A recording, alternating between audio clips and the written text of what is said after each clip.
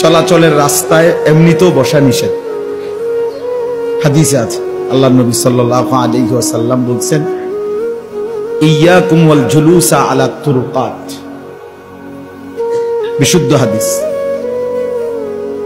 যে তোমরা রাস্তায় বসা থেকে বিরত থাকো। তো সাহাবায়ে কেরাম বলছেন, ইয়া রাসূলুল্লাহ, মাঝে মাঝে আমাদের অবস্থা এমন হয় যে আমাদের জন্য এই ছাড়া বিকল্প কোনো জায়গা আর থাকে না, আমাদের রাস্তার পাশে বসতেই হবে। আমাদের নিজেদের মধ্যে পরস্পর কথা বলার জন্য প্রয়োজনীয়, ওই ক্ষেত্রে আমরা অনেক সময় রাস্তার পাশে আমাদের বসতেই হয়।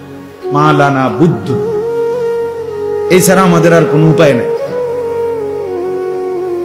আল্লাহর নবী সাল্লাল্লাহু আলাইহি ওয়াসাল্লাম বলেন, যদি রাস্তাতেই বসতে হয়, রাস্তার পাশে, তাহলে রাস্তার হক আদায় করুন।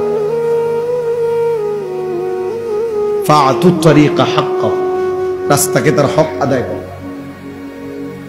তো সাহাবীরা জিজ্ঞেস করছে যে রাস্তার হক কি? তো নবীজি সাল্লাল্লাহু আলাইহি ওয়াসাল্লাম উত্তর দিয়েছে, এক নম্বর হলো গদ্দুল বাসার, চোখ নামিয়ে রাখা। রাস্তায় মানুষ তো চলাফেরা করতেছে, তো সেখানে তো নারীও চলাফেরা করবে, এই জন্য চোখ নামিয়ে রাখা, ভিন নারীর দিকে না তাকা।